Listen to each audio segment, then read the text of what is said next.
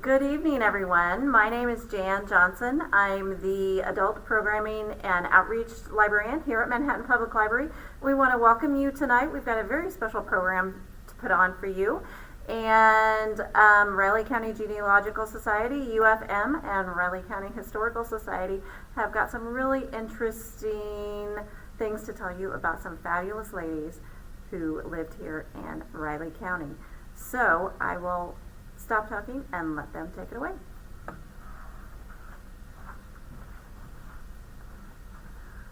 Hello, I'm Charlene Brownson with UFM Community Learning Center. I'm also the Vice President of Raleigh County Genealogical Society. And UFM would like to thank the Manhattan Public Library for collaborating with us to bring this program to everyone tonight. Our speakers are going to be talking about a coloring book project that has just been completed, Coloring the Past, 20 Riley County Women Who Made History. The coloring book features drawings and information about 20 women, each with a connection to Raleigh County, Kansas. The 20 women selected for the coloring book are among many Raleigh County women whose lives have made a significant impact on our history.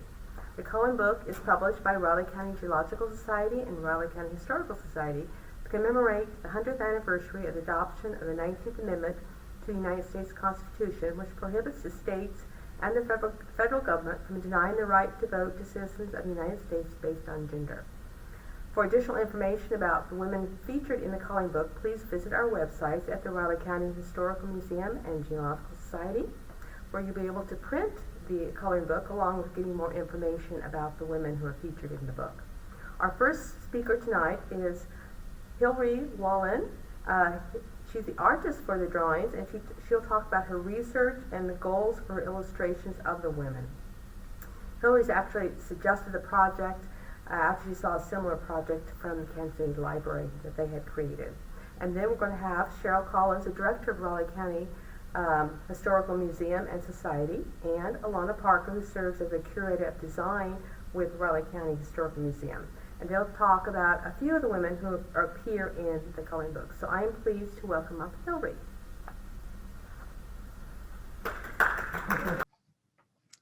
Hi, my name is Hillary Wallen, and I am the illustrator for this coloring book. I am a Manhattan native, and I have a great interest in history, especially Kansas history, as most of my ancestors settled here. I credit my interest and respect for history from my mother. When I was a child, she read to me the Little House on the Prairie series, which resonated with me because I was raised on a farm south of Manhattan in Ashland Bottoms. I was isolated from city activities, so I could imagine what life might have been like for Laura Ingalls. My mother is also a contributor to the Kansas Historical Society, so she receives journals containing articles of new research about historical events in Kansas. Through the years, she has shared these journals with me, in addition to many Kansas history books. I credit my love for narrative art from what we called the Picture Lady when I was attending elementary school at Woodrow Wilson. A volunteer would check out a painting from the Manhattan Public Library and bring it to our classroom. All of us students would sit in a circle around her, and she would ask us questions such as, "What do you think is happening in this painting?" If there were people portrayed, she might ask, "What do you think they are doing? How do you think they are feeling?" Those questions would lead to, "Why do you think the artist painted this painting? What was important to the artist that they wanted to show the viewer?" Those are the very questions I tried to answer as I approached the illustrations for this coloring book. I had seen an example of a coloring book dedicated to the historical achievements of women from another county, but I was disappointed to see that the women were portrayed only in the simplest of line drawings, usually just from the waist up. There were very few references to their historical significance other than tiny icons at the top two corners of the page that were just simple line drawings of a generic symbol in the field that they contributed. For example, one woman was an early pioneer dentist, and there was a tiny icon of a tooth. These illustrations left me wondering, what did dentistry look like back when she practiced? Regardless, the illustrations of the women's faces didn't leave me with any memory of them. I wanted my illustrations to show the importance of what each woman did as opposed to just what their facial features looked like. I did a tremendous amount of research for each woman portrayed in this coloring book, searching for accurate images of the real items used by each woman, and along with the biographical research done by both the Riley County Historical Society and the Riley County Genealogy Society, I was able to factually illustrate what each woman actually accomplished. Before I began this project, I had assumed that I was somewhat well informed about Manhattan and Riley County history. I couldn't have been more wrong. I learned an incredible amount that I was shocked that I had never known before. This coloring book will hopefully enlighten many people. I know that Cheryl and Alana will speak about 4 women in particular, but there are 16 other women in this coloring book. Because I chose to create a very detailed and elaborate illustrations to try and include as much information about each woman profiled, I would really encourage each person to carefully read each biography to explain every image in each illustration. I've sincerely enjoyed this project, and I know that refining this list to just 20 women was incredibly difficult. It is my wish that we create another edition to include more women, as there are many that deserve recognition. Thank you. Many interesting and accomplished women that could have been part of the coloring book. It was difficult settling on the 20 to feature. We tried to select a variety of women, all no longer living, each of whom made their mark, all in different ways. Some of the women made their mark outside of Riley County. Indeed, some of the women were only part of the county for a relatively brief period of time, but all have an association with our county, and all were accomplished and interesting women. We picked 4 of the women from the coloring book to talk about tonight. The first is Annie Pillsbury Young. Annie Pillsbury was born in Zendale, Riley County in territorial Kansas, January 25th, 1858, to Josiah and Elnora Pillsbury. Annie's father, Josiah Pillsbury, was the son of a Calvinist Baptist minister. Josiah quit school at the age of 14 to support his family, but he was self-educated and very intelligent. Among his intellectual talents, he could multiply up to 5 figures by 5 figures in his head and get the right answer. In his youth, Josiah went to New York City and eventually learned the printing trade on Horace Greeley's newspaper. Josiah started his own newspaper, The Eagle, in 1846, but ill health caused him to retire to New Hampshire.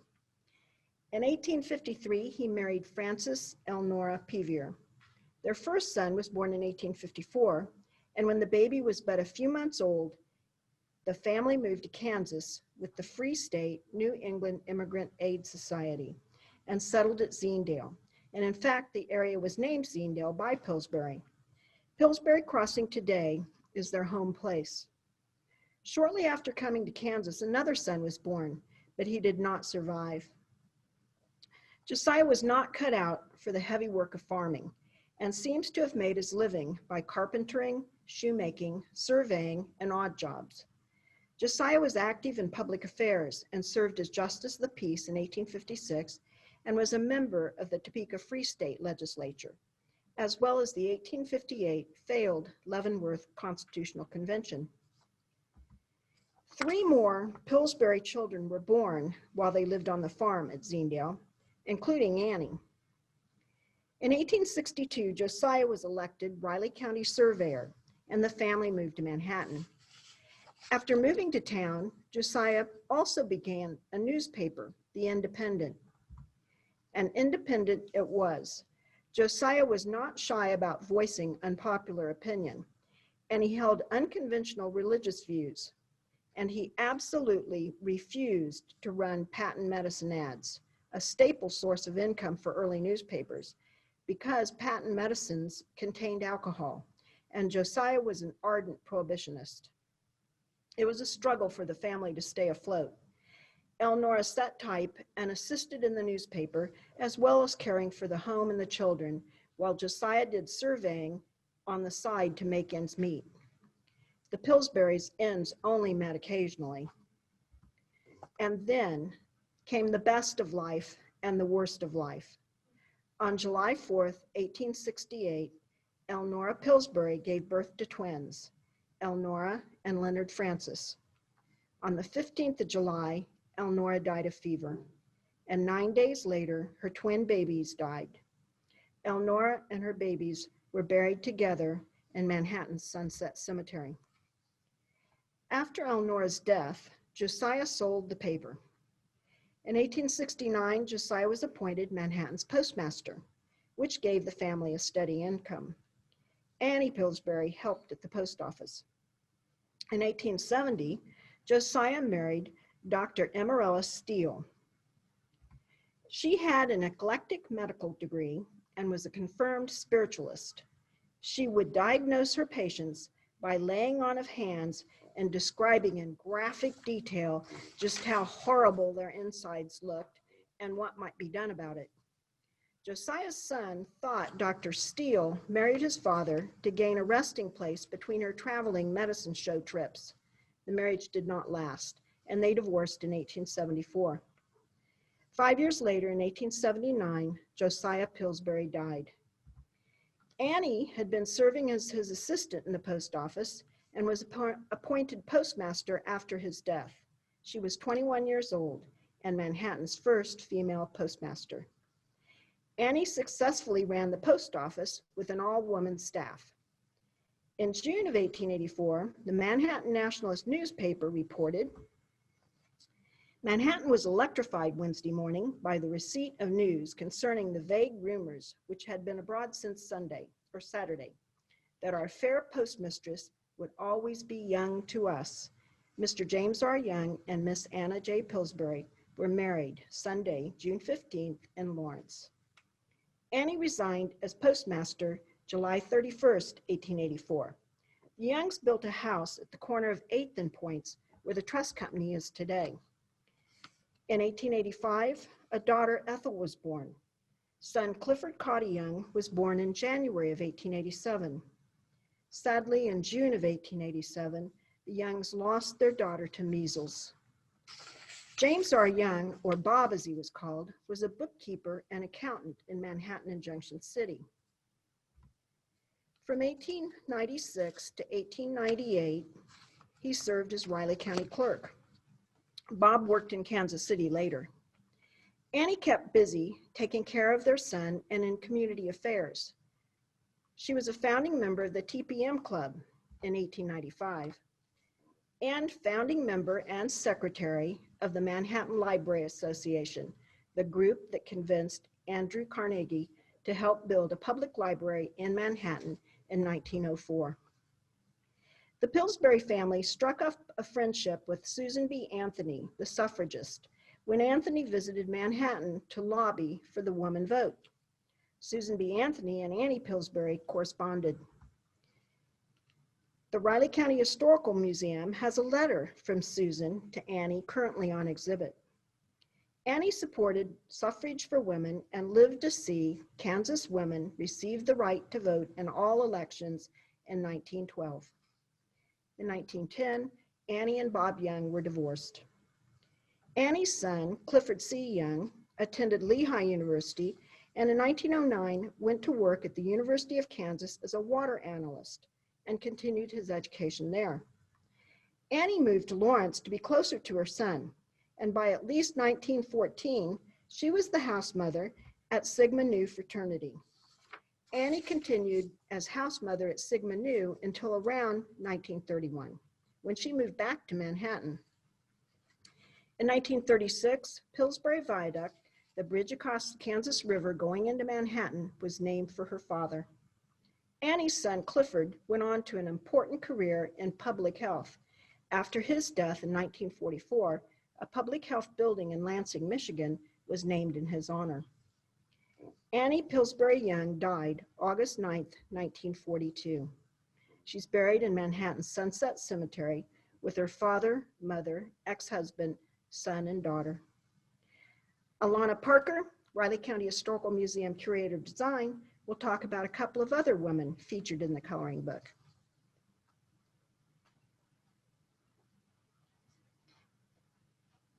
Good evening.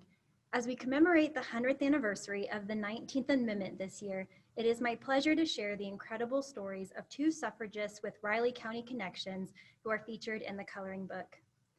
On April 4th, 1887, former Kansas State Agricultural College student Susanna Medora Kinsey Salter was elected mayor in Argonia, Kansas, becoming the very first female mayor in the nation. Born in 1860, Susanna, known more commonly as Dora, moved with her parents from Ohio to Silver Lake, Kansas in 1872. 4 years later, in 1876, she entered Kansas State Agricultural College in Manhattan. Her father, Oliver Kinsey, and her mother, Teresa Ann White Kinsey, had difficulty finding a suitable place for Dora to live while attending college. Her father determined that the sensible and economical decision would be to construct a home for Dora himself. Oliver, who worked as a lumber dealer, together with the father of one of Dora's friends, purchased a lot just east of the K-State campus and built a home that stood at 1126 Kearny Street in Manhattan. The Industrialist newspaper reported, quote, "After the Misses Kinsey and Ayers are through with their little mansion, it will rent readily or will sell for nearly what it cost. We trust this example might be imitated by others." Although we do not have a photograph of Dora's home during her time as a student at K-State, the house was photographed in 1932, and thanks to the K-State Special Collections, we are able to share that photo with you today. While attending K-State, Dora was actively involved in the Alpha Beta Literary Society, which was open to both women and men. Ironically, while participating in a society debate on women's suffrage in 1877, she argued in opposition. Dora left Manhattan and moved to Argonia, Kansas with her husband, Lewis Allison Salter, a K-State graduate whom she married in 1880. It was here that she became extensively active in the Women's Christian Temperance Union. In February 1887, Kansas women had gained the right to vote in municipal elections. Prior to the Argonia city election in 1887, the local WCTU caucused with Dora presiding to select a ticket of men who would support their temperance cause. A group of men who opposed the temperance movement, however, crafted a slate of candidates identical to the WCTU, except for the one of mayor, which they substituted Dora's name, of course without her knowledge. They expected that no man would vote for a female candidate for mayor and had hopes of embarrassing Dora, driving the WCTU from the realm of politics. Again, unaware that her name was on the ballot until the morning of election day, Dora was met by a delegation who found her tending to the family washing. They explained what had happened and asked if she would accept the office if elected. Upon her agreement, the delegation responded with, quote, "All right, we will elect you and just show those fellows who framed this deal up a thing or two." Dora went with her parents to vote that afternoon, but in proper fashion did not cast a vote for herself, leaving the ballot for mayor unmarked. When the votes had been tallied, Dora had received 2/3 majority of the vote. So at just 27 years old, with 4 young children at home, Susanna Medora Kinsey Salter was elected mayor of Argonia. The Manhattan Nationalist newspaper reported in August of 1887 that, quote, "Our friend of college days, Mrs. Dora Salter, is receiving many complimentary notices from the press of the United States, from the fact that she is the first woman ever elected to the office of mayor of a city," end quote. Dora was no stranger to politics, however, as her father, Oliver Kinsey, had served as mayor of Argonia in 1883, and her father-in-law, Melville J. Salter, was a former Kansas lieutenant governor. For her one-year term of service, she earned $1. In the fall of 1887, Dora was invited to speak at the Kansas Women's Equal Suffrage Association convention in Newton, Kansas, where notable suffragist Susan B. Anthony would be speaking. When Dora was introduced to Susan B. Anthony, instead of shaking her hand, Anthony slapped Dora on the shoulder and exclaimed, quote, "Why, you look just like any other woman, don't you?" Following a few years spent in Argonia, the Salter family moved to Oklahoma. Dora lived out the remainder of her life there and passed away in 1961 at 101 years of age. Dora and her husband are buried in the Argonia Cemetery alongside her parents. Quite sadly, the Kinsey home, which Dora lived in during her time at K-State, located at 1126 Kearney, was demolished in the 1960s. Although the house no longer stands today, Dora's connection to the Riley County community is not forgotten. For our next lady, one of Riley County's most notable suffragists was Maddie Toothaker Kimball, who in 1920 became the first Kansas female presidential elector. Maddie was born to William Henry and Lydia Elizabeth Toothaker in Johnson County, Kansas in 1871. Maddie's debut into the political world was made when she was only 10 years old while accompanying her father as he campaigned for Charles Robinson's second bid for the Kansas governorship. Sarah Lawrence Robinson, Charles's wife, was notable in her own right as she petitioned to allow Clarina Nichols to speak on suffrage and women's rights at the Wyandotte Constitutional Convention in 1859. It was during Robinson's campaign, though, that Maddie participated by presenting a little rhyming speech at every political rally for the gubernatorial hopeful. Even from this young age, Maddie had a gift for oration.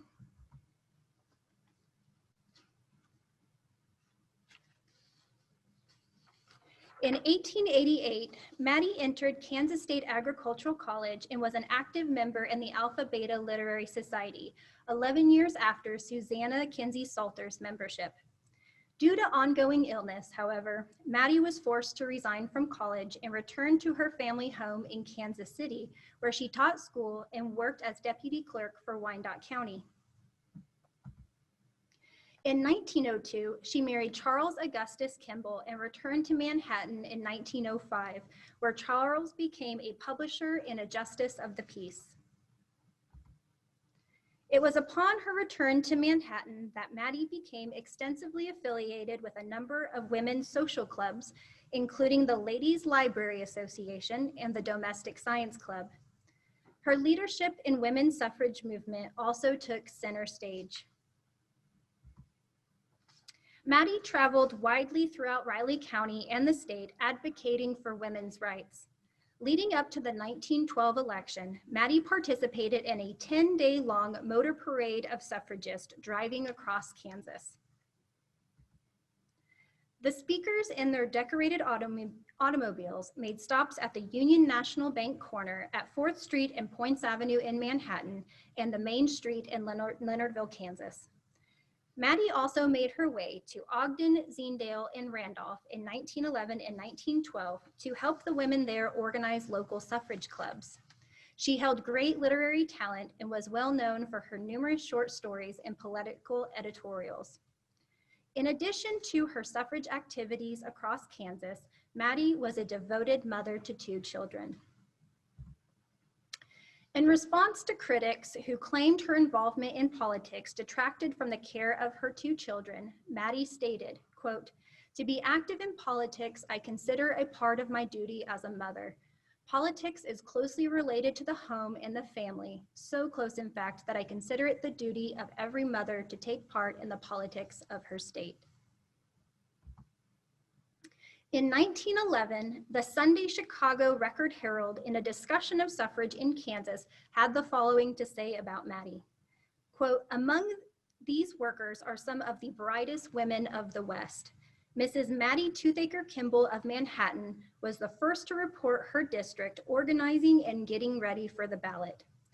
The leadership efforts of Maddie and other Kansas suffragists had proven successful as Kansas women gained full voting rights in 1912. And then in 1920, after the 19th Amendment was ratified, Maddie was chosen as Kansas's first female presidential elector as a Republican.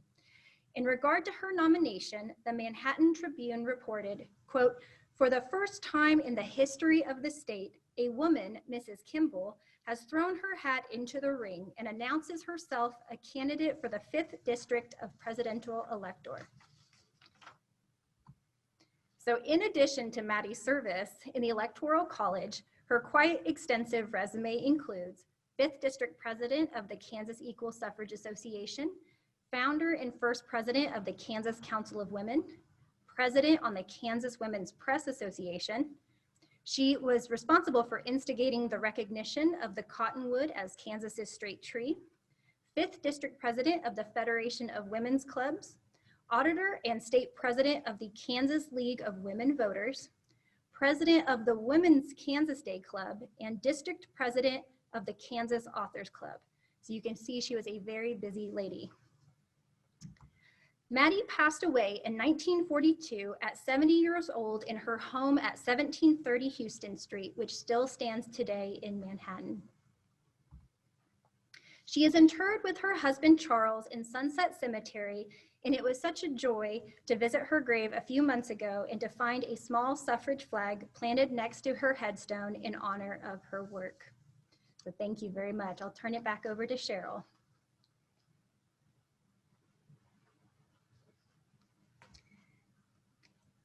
The final woman featured in the coloring book we'll talk about tonight is Opal Mitchell Trimmel. She was the first woman elected mayor of Manhattan, serving as mayor 1965-1966. Opal Mitchell was born in Oklahoma in 1924 and grew up in Colorado. She went to high school at the Arapahoe Consolidated High School in eastern Colorado. She played French horn in the band. Her band teacher was William Trimmel. After graduating high school, Opal attended business school in Denver, and by chance came across her old high school band teacher, who was then attending the Elof School of Theology at Denver. William Trimmel and Opal Mitchell were married in 1943. Bill's nickname for Opal was Mike, and many of her friends knew her by that name. While Bill continued in theology school and took a student appointment to a Methodist church in Colorado, Mike worked at the Buckley Air Force Base. Bill was ordained a Methodist minister in 1945, and they went to a church in Windsor, Colorado, where they became parents of a son. The family moved to a Methodist church in Boulder, Colorado, where Bill served as director of the Wesley Foundation at the University of Colorado. In Boulder, they added a second son to the family. In 1950, the Trimmels moved to Emporia, Kansas, where Bill taught in the Division of Social Sciences at Emporia State University. While in Emporia, the Trimmels welcomed a daughter into the family, and in 1955, a third son, John Mark. At 8 months old, John Mark contracted polio. He was in the hospital in Emporia for 2 months and then moved to a hospital in Topeka. John Mark Trimmel, who was just a little over a year old, died December 26, 1956, and was buried in Manhattan's Sunset Cemetery. It was during this sad and stressful period that Bill took the position of Director of Religious Studies or Director of Religious Affairs at Kansas State College. Because of their child's illness, the whole family could not move to Manhattan immediately, so it was in January 1957 that the Opal Trimmel family all moved to 1415 Meadow Lane in Manhattan. Mike Trimmel attended Kansas State Social Club and Cosmopolitan Club events and became very active in the Manhattan League of Women Voters. She was a league observer at the Manhattan City Commission meetings. She was also active in the Democratic Party. In 1963, a group of Manhattan Democrats began to work to find like-minded people to run for the Manhattan City Commission. There were 3 commission seats up for election, so this group decided to find and convince at least 3 people they thought well qualified to run. Mike Trimmel was convinced to run. In April 1963, Opal Trimmel was elected to a 4-year term on the Manhattan City Commission. In 1965, Opal Trimmel became Manhattan's first woman mayor. Among the programs she promoted was the establishment of a Manhattan Human Relations Board. Deeply concerned about the war in Vietnam, Mike Trimmel was co-chair of a local Vietnam committee developed to study and protest the war. Mike Trimmel did not seek re-election when her term of office was over in 1967, but a woman, Mrs. Barbara Yo, was elected to the Manhattan City Commission.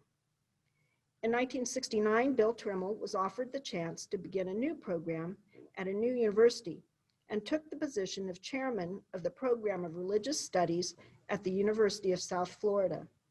The Trimmel family, Bill, Mike, and their daughter, moved to Tampa, Florida.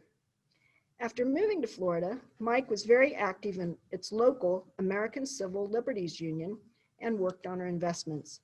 She also assisted her husband, Bill, with his work in the Department of Religious Studies at the university. Opal Laverne Mitchell Trimmel died February 25th, 1999 in Florida, but Manhattan's first woman mayor is buried in Sunset Cemetery, Manhattan. We have very much enjoyed learning a little more about each of the 20 women featured in the coloring book, Coloring the Past, 20 Riley County Women Who Made History. The Riley County Genealogical Society and the Riley County Historical Society are grateful to AHA, the Arts and Humanities Association of Manhattan, the K-Link Literacy Grant, Manhattan Ogden USD 383, Hillary Walling, artist, Lorinda Sulzer, book designer, Alana Parker, and Charlene Bronson, who suggested the project to us. The coloring book pages are available for free on the Riley County Historical Museum website at www.rileycountyks.gov/museum. Later this fall, we will have a link on the website giving additional information about each of the 20 women featured in the book.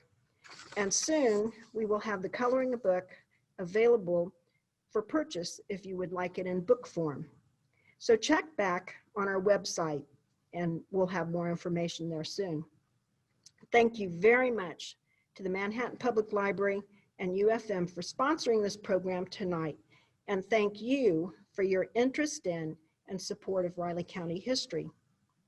So do we have any questions on the chat? If you do have questions and didn't think of them tonight, we'd be glad to have you call the Riley County Historical Museum and we'll try to answer them. 785-565-6490, or go to our website and you can email us through that as well.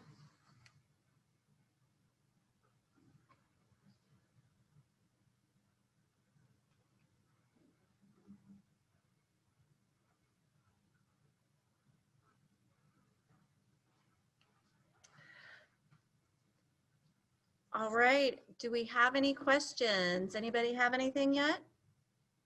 And if not, we can always. We got one. Okay.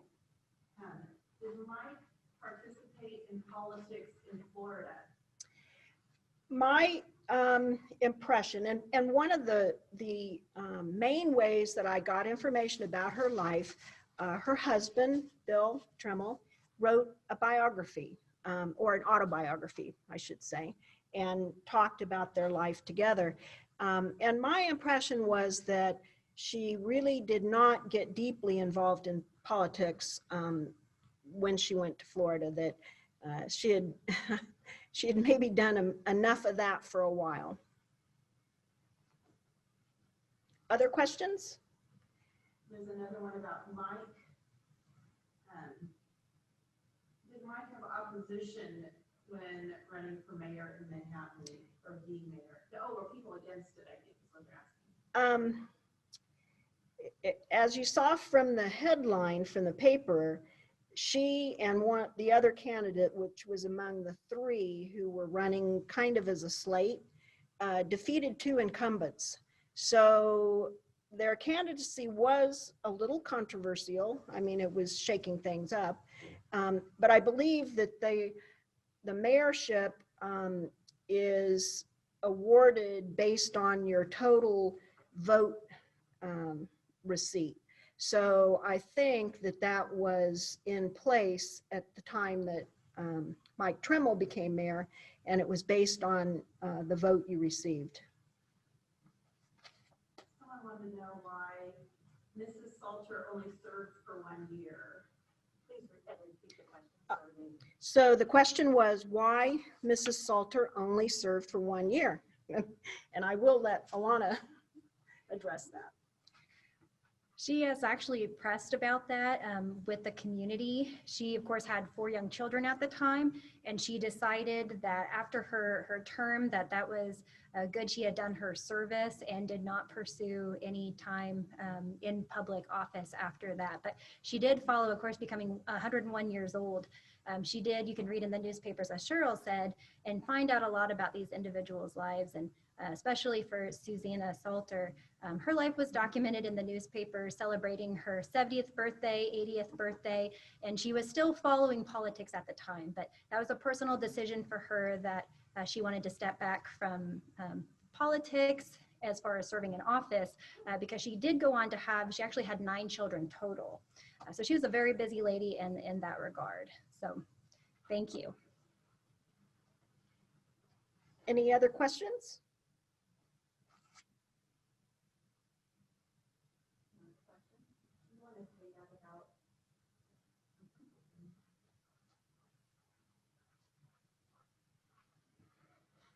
Okay, well, thank you all for joining us. We really, really appreciate everybody doing this tonight. Thank you, Cheryl. Thank you, Alana. Thank you, Hillary. Thank you, Charlene. This was a really great recording that we got to do today. We will have it up available on our YouTube channel, the Manhattan Public Library YouTube channel, and I think we're getting that put into the chat. I will also be able to email that link out to all of you, and then Riley County Historical Society and Genealogical Society, and I think UFM will probably have those links available as well. And we will also have at the library, and I didn't grab one, some bookmarks that will have the link to where you can get the coloring book. If you just come on into the atrium of the library, wearing your mask, please, and then come to the children's atrium desk, and we will have those for you there. So if there are no further questions, we really appreciate you guys coming tonight. Anything else you guys would like to say? Glad to be here. All right, thank you so much, and this was so wonderful. Women rock. Awesome.